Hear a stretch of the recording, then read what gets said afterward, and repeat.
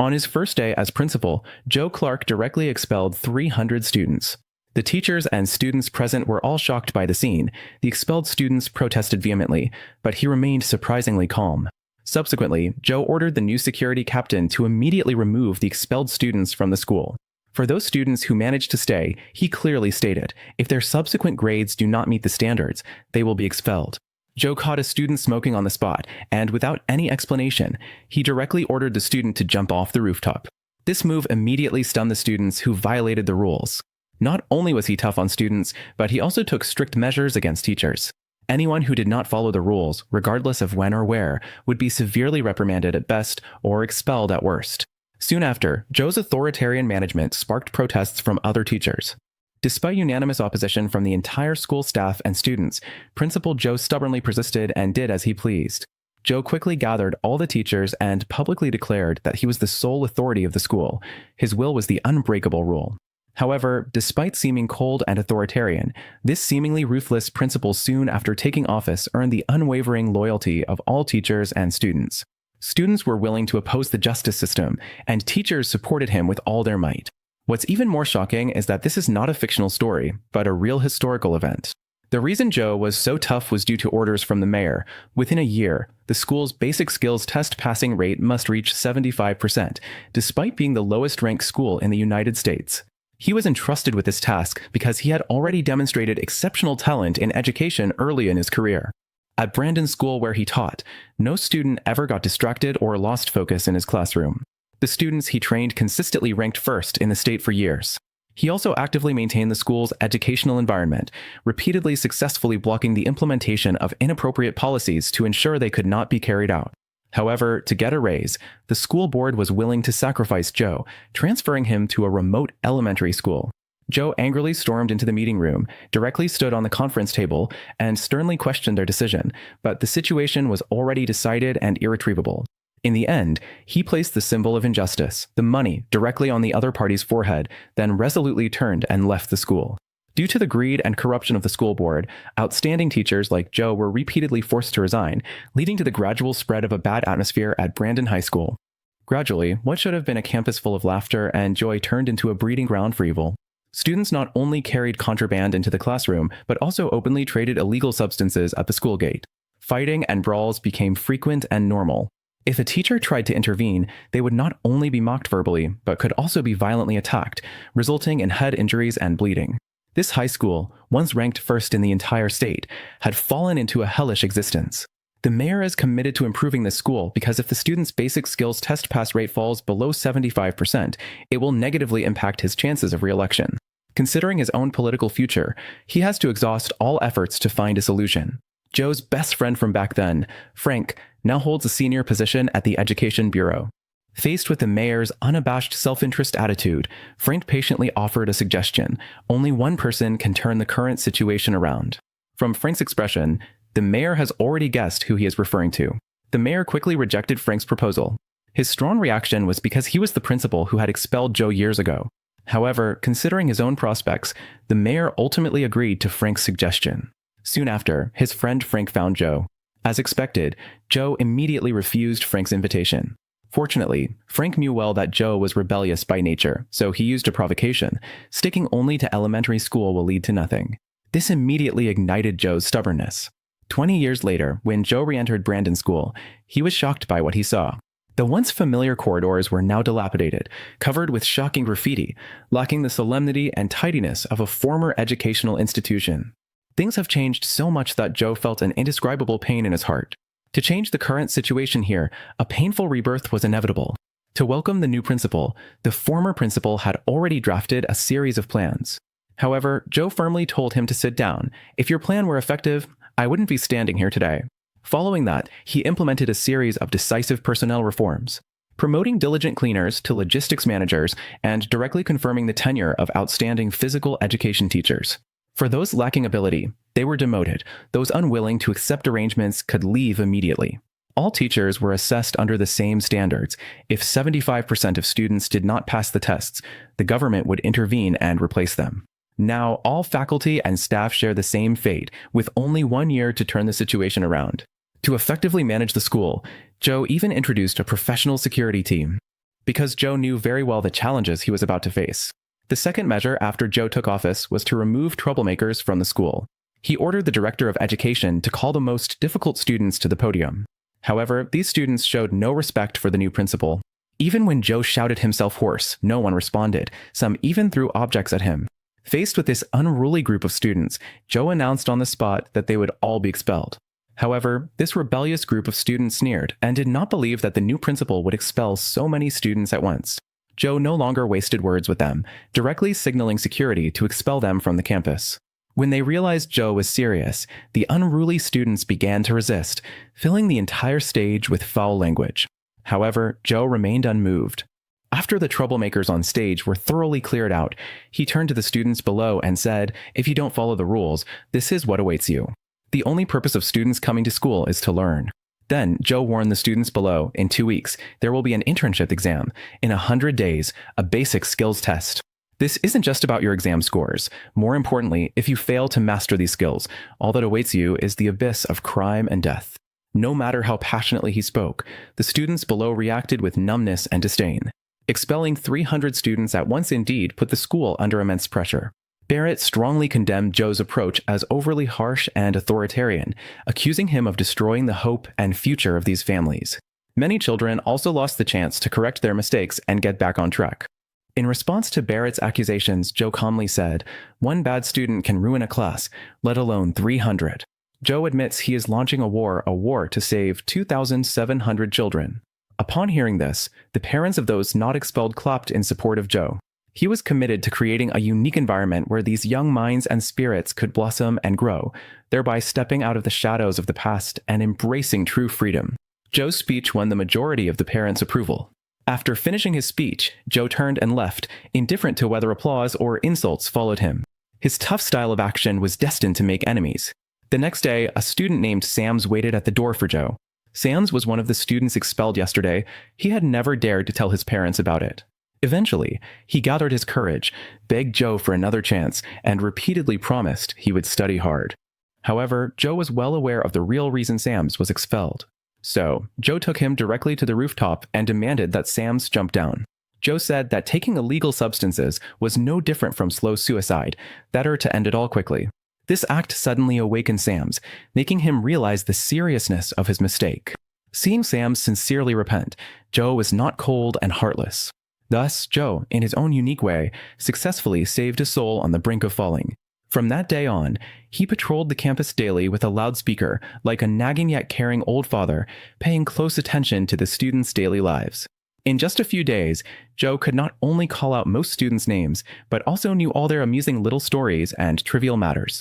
One day, Joe saw Sams teasing a girl in the class again and immediately punished Sams by making him sing the school anthem in front of all teachers and students.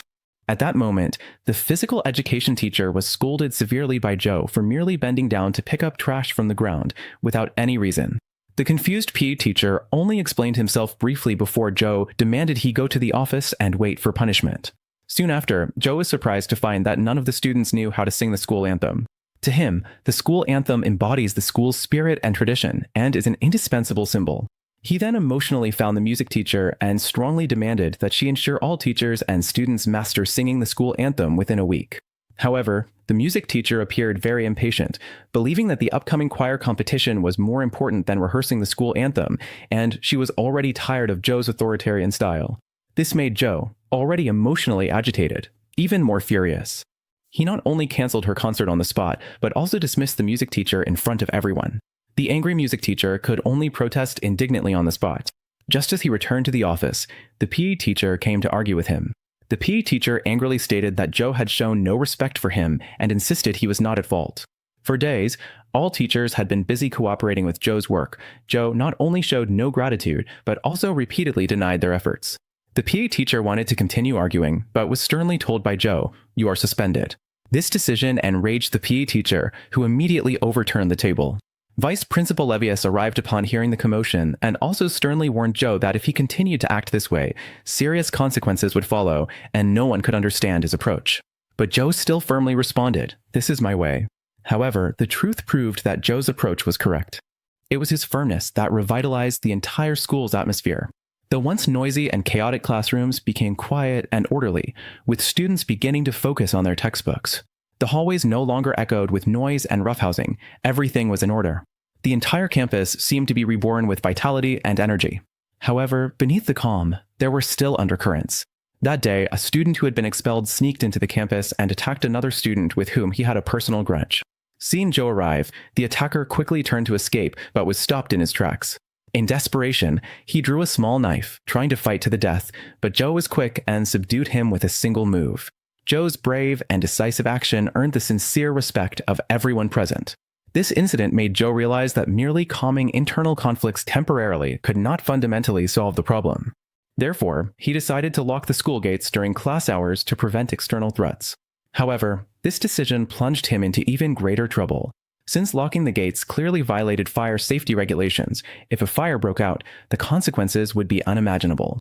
Soon after, a parent of a dismissed student, Barrett, publicly accused Joe of misconduct to the media. Frank believed Joe's approach was too extreme, pointing out that locking the doors could create opportunities for malicious individuals. Frank hoped Joe would resume his position as a physical education teacher and publicly apologize. Subsequently, Frank severely criticized Joe. His words left Joe speechless and powerless to defend himself. Unexpectedly, the next day, the fire department arrived at the school gate. The suspended physical education teacher, disregarding past grievances, took the lead in blocking the entrance, while Joe held a baseball bat to protect him. Because they failed to present a search warrant, the fire department had no choice but to withdraw helplessly. Afterward, Joe resumed his role as a physical education teacher but refused to write an apology letter. In fact, Joe is not as cold and ruthless as he appears on the surface. Whether in academics or life, he always hopes students can have a better growing environment. When students feel lost about their future direction, he patiently guides them and offers advice as an elder. When students encounter difficulties, Joe is always the first to step forward and do his best to help. One day, he heard that a girl was unable to pay her tuition due to her mother's work setbacks. Joe, along with the homeroom teacher, visited the girl's home, helping her mother find a new job and securing a more suitable place for her family. Also, the girl could return to school with peace of mind. On the way, when he encountered children begging, he was never stingy, always taking out all his change and giving it to them one by one. To the children, Joe might seem strict, but he is undoubtedly a respected principal. As a result, Joe's image gradually elevated in the students' hearts. He is like a tall father figure, even more caring than their own biological fathers. That day, Sams, who was forgiven by Joe, planned to sneak out of the bathroom with friends to skip class, but was caught by Joe. To protect his friends, he had to pretend to be calm and try to leave. However, Joe immediately saw through his trick. Joe entered the bathroom and punished the students by making them sing the school song. But as soon as they started singing, Joe sensed something was wrong. It sounded increasingly strange, and finally, he couldn't help but interrupt their performance. The solemn school song had been altered into a pop tune. Joe immediately frowned and sternly questioned Sams. In the end, Sams confessed that the new music teacher had taught the altered school song. Joe immediately took these students angrily to the new music teacher and questioned her why she had changed the school song without permission. Faced with Joe's interrogation, the teacher helplessly explained, the children thought the original singing style was a bit monotonous, so she made slight modifications. Unexpectedly, Joe is not a person who strictly adheres to rules. As long as it benefits the students, he can always set aside prejudices and gladly accept change. He not only agrees with the approach of the music teacher, but also highly praises it. For days, this has been the first thing that truly made Joe feel happy. At that moment, his mood suddenly brightened, and he even changed his usual serious attitude, proactively greeting everyone he met. This made all the teachers feel flattered, and some even doubted whether he had other motives. However, Joe's joy did not last long. When he returned to the office and saw the report card, the smile on his face instantly froze. Unexpectedly, the pass rate not only did not improve, but also dropped from 38% to 33%. Faced with this result, Joe found it hard to accept and immediately became furious. Joe immediately gathered all the teachers to the basketball court, and coincidentally, a teacher was late at that moment. Joe immediately criticized this person as a negative example. In his view, it is this inefficiency and indifference that are gradually destroying the quality of education at the school. Joe always believes there are no students who cannot be taught, only teachers who cannot teach. Next, he announced on the spot that all teachers must volunteer to give extra lessons to students over the weekend. If students cannot attend, teachers are required to go directly to their homes to provide tutoring. He emphasized that only by ensuring everyone participates can the current situation be truly changed. Finally, he asked the teachers to divide into two groups in a 70-30 ratio, with the 70% of teachers raising both hands high. Joe said, "Teachers must help students get out of their difficulties. If you only blame and humiliate students, one day these students will also enter society in the same manner, and the difference is they will be under gunpoint." Joe's words deeply moved every teacher present, prompting them to reflect profoundly on how to truly put themselves in students' shoes. Bored with the classroom, they changed their teaching approach, igniting a storm of change. All the teachers and students in the school poured into this wave of learning. Teachers no longer just impart knowledge, but also sincerely explore students' potential. Some teachers even used entirely new teaching methods, sparking joy in students' learning. Some parents also voluntarily joined their children in studying together. The teachers' enthusiasm for teaching grew daily, and students' initiative to learn significantly increased. The school's various activities returned to normal, becoming a land of knowledge. Just when everything seemed to be progressing smoothly, Barrett caused trouble again. Barrett negotiated with the mayor, proposing that if she could join the school board and force Joe to step down from his current position, she could garner support from hundreds of people for the mayor's campaign. Conversely, if her demands were not met, she threatened to use any means necessary to try to oust the mayor. Concerned about her career prospects, the mayor had no choice but to agree. Subsequently, the mayor went to the restroom with the fire chief. Before explaining the plan, he also bent down carefully to check whether anyone was in a stall. Only after confirming that no one was around did the mayor quietly reveal his unspoken plans. He decided to give Joe another week to prepare for the exam. Once he passed, Joe would be dismissed. However, all of this was overheard by someone. Upon learning of the mayor's plan, Joe immediately arranged for teachers and security to escort him. As soon as the fire chief arrived at the scene, they could open the chains via walkie-talkie by contacting the relevant personnel. However, after the meeting, Levius intended to report some progress to Joe, but Joe, busy with affairs, did not accept the report and instead pointed out that Levius should learn to handle some issues independently. Levius was deeply dissatisfied with this, believing it was overly inhumane. So, after work, she approached Joe, demanded to be transferred from the school, and accused Joe of being arrogant and conceited. Half of the 300 teachers in the school had considered resigning, but for the students, they ultimately chose to stay.